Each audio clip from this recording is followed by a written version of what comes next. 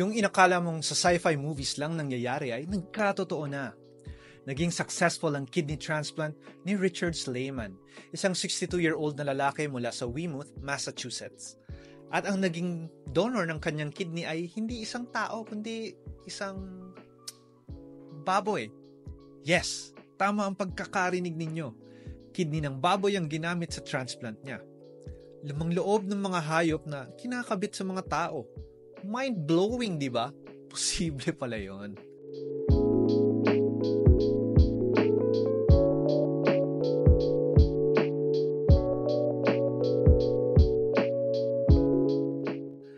Para sa mga may end-stage renal disease at nagdadialysis, ang kidney transplant lamang ang cure upang bumalik sa normal ang kanilang kidney function at mahinto ang kanilang dialysis. Ang problema nga lang ay ang hirap maghanap ng magdodonate ng kidney. Sa datos ng US, may 90,000 na katao ang naghihintay na mabigyan ng kidney. Kada taon ay 3,000 sa kanila ang mamamatay habang naghihintay. Si Slayman ay may end-stage renal disease dahil sa type 2 diabetes.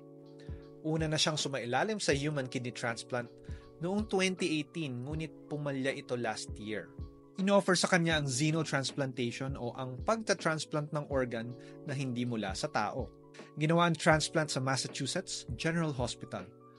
After 4 hours ng surgery ay nakaihi agad si Slayman at bumaba ang kanyang creatinine sa dugo mula 884 micromole per liter to 212 micromole per liter. Sa kasalukuyan ay maraming mga hayop ang ginagamit for xenotransplantation, gaya ng mga baboy at unggoy.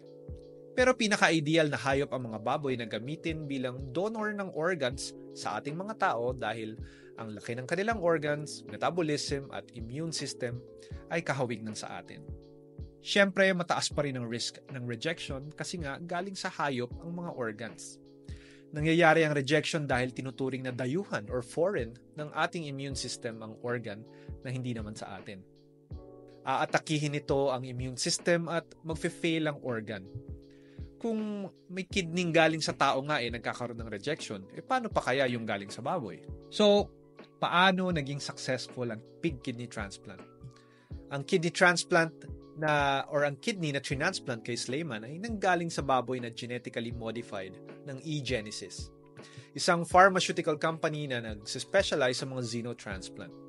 May total na 69 genes ng baboy na inedit, parang Photoshop yung peg, upang maging mas compatible ito sa mga tao. Ang mga modifications na ito ay pinapababa ang chance na i-reject ng katawan niya ang pig kidney. Dine-activate din nila ang mga virus na likas na nakakabit sa kidneys ng pig upang hindi ito ma-infect si Slayman. Una nang ginawa ang pag-transplant ng puso ng baboy sa mga tao.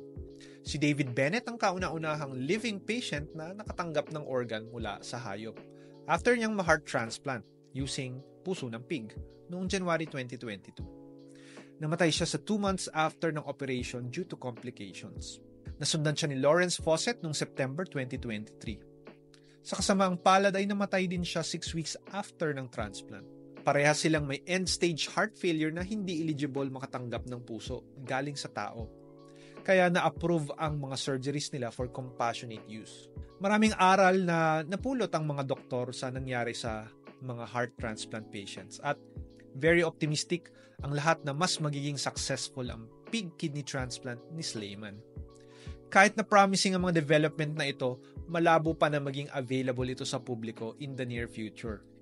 Marami pang mga clinical trials at improvements ang kailangang gawin upang tumaas ang success rates ng pig kidney transplants. Kailangang gawin din ang ganitong uri ng transplant sa higit na mas maraming tao upang masigurado na safe and effective nga ang mga kidneys galing sa baboy. Sa ngayon ay kailangan ng special permit galing sa FDA mismo for compassionate use para gamitin ang mga baboy bilang kidney donor. So, hindi pwedeng basta-basta ka na lang kumuha ng baboy at kunin ang kidney nila para gamitin for transplant. Binabantayan ng maigi si Slayman upang makita kung magkakaroon ng complications ilang buwan after the surgery. Minomonitor din kung babalik sa normal ang kanyang creatinine. Required pa rin siyang uminom ng mga immunosuppressants o mga gamot na pumipigil sa immune system upang hindi i-reject ng katawan ang kanyang kidney. Ang pangarap ng mga scientist ay makagawa ng modified kidney ng baboy na sobrang compatible sa mga tao na hindi na kailangang uminom ng mga immunosuppressants. Ayaw natin talaga ng immunosuppressants as much as possible kasi napakarami nilang side effects. Kung magiging maganda ang resulta sa kanya, tiyak na mabibigyan ng pag-asa ang daang libong mga pasyente na nagdadialysis at naghihintay ng kidney donor.